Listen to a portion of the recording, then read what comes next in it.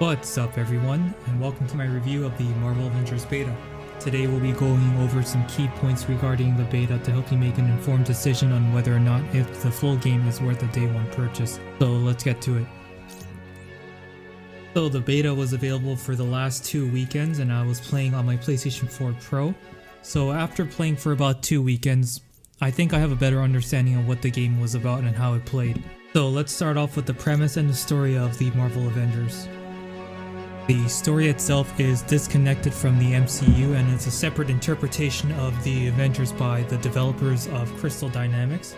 A teaser trailer was first showcased on the Marvel Entertainment website 3 years prior as a project in development, and the first trailer was released in 2019, providing us with gameplay and more details behind this new Marvel Avenger title. But with regards to the story thus far, the game starts off with the Avengers attending a celebration event which led to a disastrous outcome spawning Inhumans caused by a catastrophic explosion at the Golden Gate Bridge. So that particular day was labeled A-Day by many that were affected by the tragic event, and the blame was solely placed on the Avengers, which ultimately led to them disbanding. Now, without going into further spoilers, I'm just going to state that the main antagonist for the story mode is the AIM organization. During the opening of the beta, you briefly take control of 5 out of 6 playable Avengers, which include Thor, Captain America, Black Widow, Hulk, and Iron Man.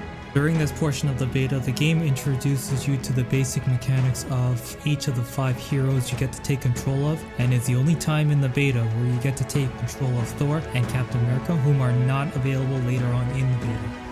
After the events of the prologue, you embark on a mission to locate Iron Man through Jarvis playing as Ms. Marvel, also known as Kamala Khan, and Bruce Banner, who is the Hulk, as they believe that the Avengers were framed for the A-Day event. As you journey through the second part of the story mode, you take control of both Ms. Marvel and the Hulk fighting against AIM, and eventually there is a boss battle against the Abomination while playing as the Hulk. The journey eventually ends when you unlock the Chimera Helicarrier and the War Table and the Harm Room. After the initial Harm mission, you are able to choose 2 additional characters, who are Black Widow and Iron Man. At this point of the beta, the story missions are no longer replayable, but you have several replayable missions available at the War Table, set in different locations on a virtual open map. Each mission varies in size and length and can host up to 3 human players or AI companions, totaling up to 4 players. Story overall is interesting so far, however there are definitely gaps in between the prologue and the second part of the narrative for the beta that would add more clarity and depth to the main story itself. The core campaign is expected to take about 10 to 12 hours to complete in the full release of the game. I have to admit that it does add some depth and motivation to characters you get to take control of. However, I'm not expecting the core missions to be as fleshed out as Marvel's Spider-Man or Batman Arkham Knight, as this title has a heavy emphasis on the multiplayer and looting component similar to that of Destiny. Due to the split focus of the development team, I can see the campaign as merely an addition to the core multiplayer, and the story may not be as deep or dynamic compared to other single player titles. However, this is just my opinion based on what has been presented thus far. With that being said, let's talk about the gameplay mechanics. Much like Destiny and Diablo, along with other looter type games, each hero will have a power level which is based on the equipment and gear that they have equipped. Separate to the power level is the hero level, where you would level up skill points from playing, which can be used towards your skill tree. These skill trees offer characters different abilities and combos as you unlock and progress. The full game, there are 3 skill tree pages to upgrade, however only 1 page of the tree is available in the beta, and the level cap is set to 15 with the power cap set to 45. Each mission also has 4 difficulty settings, with the highest being brutal, which increases the power level gap between your character and the enemy AI. With regards to the combat, each hero has a light and heavy attack which can be combined together in a series of combos. Along with ground attacks, each character has projectile or long range attacks which can be accessed by holding the left trigger to aim and the right trigger to execute. All characters can dodge incoming attacks, and Q markers will appear on screen prior to them being struck by an incoming attack, which opens up an opportunity to execute a perfect dodge, which can be followed up with a counter attack. If you get within range of a weakened enemy, you can also perform a special takedown with certain animations that will increase your health after executing a takedown. However, they do get repetitive, as I've only seen 2 types of takedowns towards humanoid enemy characters. There are also special moves that will vary between heroes selected, such as Hulk performing a charge attack or Black Widow turning herself and allies nearby completely invisible to enemies. Each character will also have a heroic move or boost by pressing both bumper buttons simultaneously. Iron Man, for example, will summon his Hulkbuster, and Ms. Marvel will do additional damage by increasing in size significantly, called Embiggen. You can also activate passive abilities by pressing or holding the right trigger button, such as using the grappling hook for Black Widow to parry or zipline herself towards an enemy within range, or you can activate Hulk's Rage, which provides you with health while hitting enemies. Reversal for each character varies, as Black Widow and Ms. Marvel use their abilities to swing onto ledges and poles to reach high distances. Hulk can climb onto walls and jump far distances, and Iron Man can activate flight mode to travel from point A to point B in a short amount of time. Some abilities reenact the moves featured in the MCU film, such as Iron Man's Hulkbuster smashing and grinding enemies to the ground while rocketing across the screen, much like this clip here.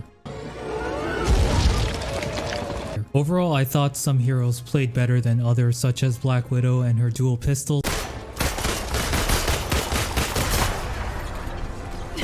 Iron Man was initially very difficult to maneuver while off the ground, but eventually I got used to hovering and flying around the map during battles, which does change up the pace of combat when you're engaging enemies on the ground during a chaotic battle sequence. Kamala was very easy to use and fluid in her attacks, and I believe had most satisfying melee combat. Hulk, however, seems to be very underpowered and lacks impact when engaging with smaller enemies. Some of his moves are satisfying, but his generic attacks did not fit the strength and brutality level that is portrayed in the MCU films or comics. Maybe there's a secret skill to make him stronger. It's very early in the game, but I'm not sure.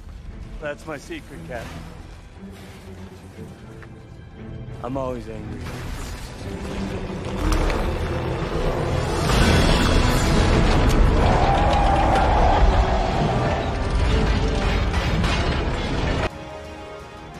There were times where I had to retreat from combat as I was being bombarded with long-range attacks and had only a slither of health remaining on higher difficulty settings.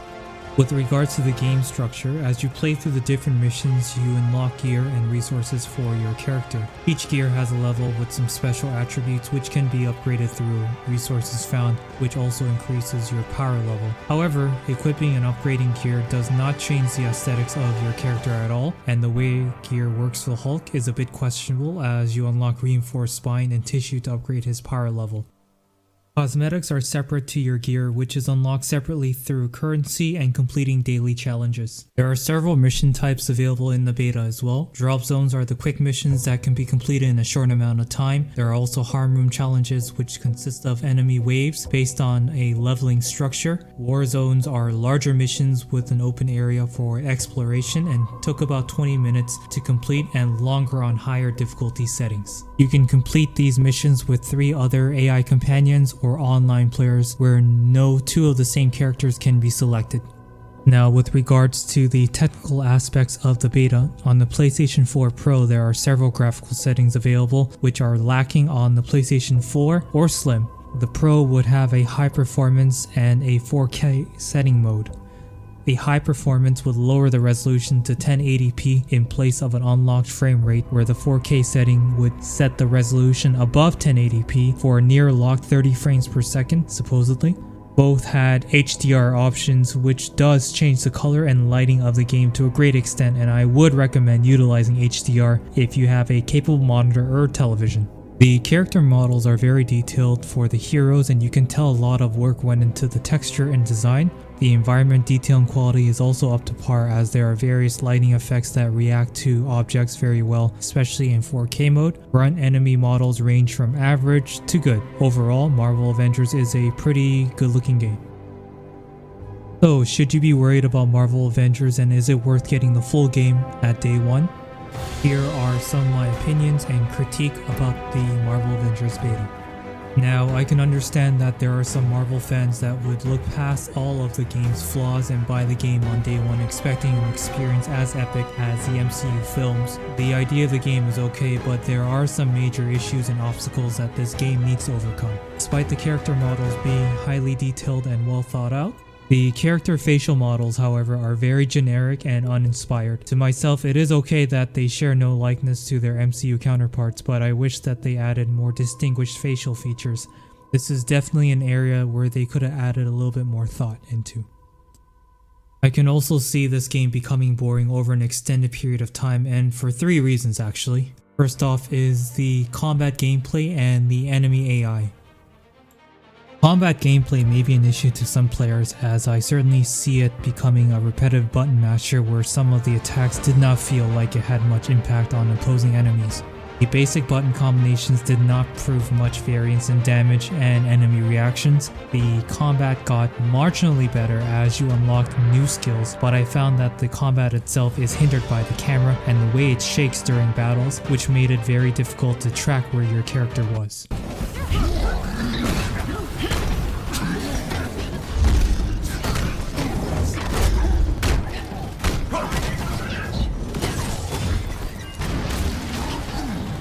There were definitely some fun times to be had during combat, but the combat itself is a bit generic and uninspired. It pales in comparison to other button mashers or games such as Devil May Cry, God of War, and other games from Platinum Games such as Nier Automata.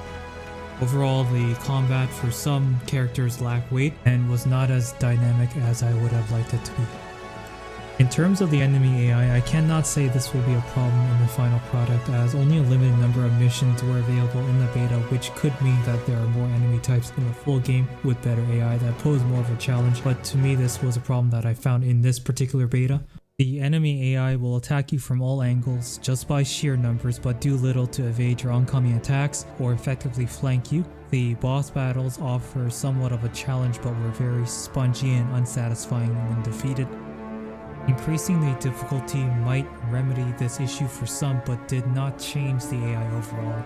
Some enemies would carry shields, but you could usually brute force your way through by dodging or spamming the heavy attack button. You could certainly take on multiple enemies just fine on normal difficulty by spamming the light, heavy, and dodge buttons, which did not require that much skill on my part. Another thing that would make this game boring really fast are the mission structures. Aside from the campaign, the multiplayer missions do vary but are very similar in objective, presented where you would infiltrate an AIM base and hack their servers or take out an elite team. I recall 3 different missions where the objective was to hack the servers and prevent a shutdown protocol, and this was very identical to the domination game mode from Call of Duty. Campaign missions certainly added narrative to the story, but the drop zone missions or other side missions were very underwhelming with little to no backstory added. Longer missions seem to be a combination of different objectives strung together by progressing through an enemy base. Overall, if the final product is littered with these types of missions, I can certainly see this game becoming boring really fast. There is one iconic mission called Condition Green that does add some backstory for the Hulk, but the overall objectives were similar. Along with the mission structures, there were a lot of rehashed environments, such as the AIM secret lab locations. The developers are planning ongoing support and missions for the game, so I am hoping different mission types and structures will be added as opposed to just punching your way through each mission and AIM base. Possibly have each hero complete separate objectives in different areas in order to complete the overall objective. Call it, Captain. All right, listen up. Until we can close that portal, our priority is containment. Barton, I want you on that roof, eyes on everything, call out patterns and strays. Stark, you got the perimeter. Anything gets more than 3 blocks out, you turn it back or you turn it to ash. Can you give me a lift? Right. Better clench up, Legolas. Thor, you gotta try and bottleneck that portal. Slow him down. You got the lightning. Light the bastards up. You and me, we stay here on the ground. We keep the fighting here. And Hulk. Smash. Another issue that I hope gets fixed are the technical issues. For instance, during gameplay, I did notice some stutter on the high performance mode where the slowdown was very noticeable in chaotic battles. The high variance and drops of frames kind of took away from the experience. 4K mode was noticeably better as the dips in frames were not as significant compared to high performance mode. However, the smoother gameplay did feel much better when the frames were stable above 30 frames per second. Unfortunately, it is a trade-off where I found that the 4K mode would be slightly less game immersion breaking as opposed to the performance mode was. I can foresee the frame rate issues to be resolved or addressed in the PC version or the PS5 version. However, if the developers plan to release Spider-Man on the PlayStation platform exclusively, they need to do their best to ensure that the gameplay is optimized and running smoothly or well on that particular platform. Another issue I encountered technically was the matchmaking. Unfortunately, I was only able to play with others for several games, but had to disable matchmaking and play with AI companions as the game itself would not launch the mission when I had 2 or 3 members ready and set to go. Therefore, most of the War Table mission were experienced only with AI companions.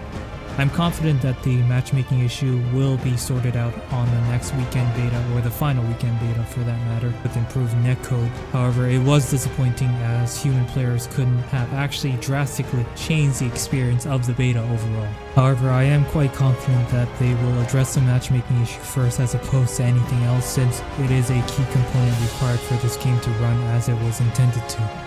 Now, aside from the matchmaking, I have also encountered several game-breaking bugs where I would have to clear out the area of enemies, but the last enemy would disappear or be clipped on the other side of the door, which I needed to pass to progress. Clipping issues are present and some missions do not progress after completing the objective. Some of my companion characters become invisible, specifically Black Widow. I'm certain all these bugs will be ironed out in the final product, but overall it was annoying to get so far into the mission and to start from the beginning again because you couldn't progress. Now, one of the key things I have an issue with this game is the loot system, which is fundamentally flawed and sets it up to monetize the game with cosmetics. If a certain gear is equipped, it should be reflected aesthetically on the character. Now, one of the reasons to loot grind is not only to improve your statistics, but also to show off your loot that you grinded for. If the player does not like the way the gear looks, the game should have an option to carry over attributes and stats of your gear to appear like another, much like the transmorphication system in Diablo 3. Now, you would still need to grind to get cosmetics, but it means nothing if your level 45 gear is hidden under the basic cosmetic skin or another skin that you receive for being with a particular cell phone provider or vice versa. Now, not everyone may agree with my perspective, but in my opinion, showing off your gear along with cosmetic skins adds visual merit to the amount of grinding you had to put in to get that gear, and ultimately adds more customization to make your character truly unique and stand out from the rest. Now, overall, this game does have potential to be great if these issues are addressed. I can see this game being enjoyed by many for an extended period of time as long as the developers keep updating and adding new quality content that provides more to the gameplay and the lore of this Marvel universe that the developers are trying to build, much like Destiny 2 has been doing for the past 3 years. Now, some of these issues will take time to be addressed and may never be addressed until much later. Time and time again, we have seen MMORPGs with potential but failed to deliver on their promises. A couple examples are Fallout 76 and Ghost Recon Breakpoint. However, we have seen games like Destiny 2 and Division 2 that were met with critical acclaim as the developers have learned from their initial releases of these franchises. So the question really comes down to, should you buy the full game on release? It depends, but for myself, I would actually wait for the game to be more polished and wait for the full reviews to come out. Now, for those of you on the fence, you do have the chance to try out the new beta. It's open this weekend, so by all means, give it a try and see what you think. This game itself has a lot of great ideas, but some of it is executed poorly, and there are some definitely issues underlying within the cracks and crevices of this game. So that is my review of the Avengers Beta. Let me know in the comments of what you think. Do you agree? And after the beta, possibly share your experiences with us and see how you felt about the game as well. Thank you again for listening. Enjoy the rest of your day. Take care.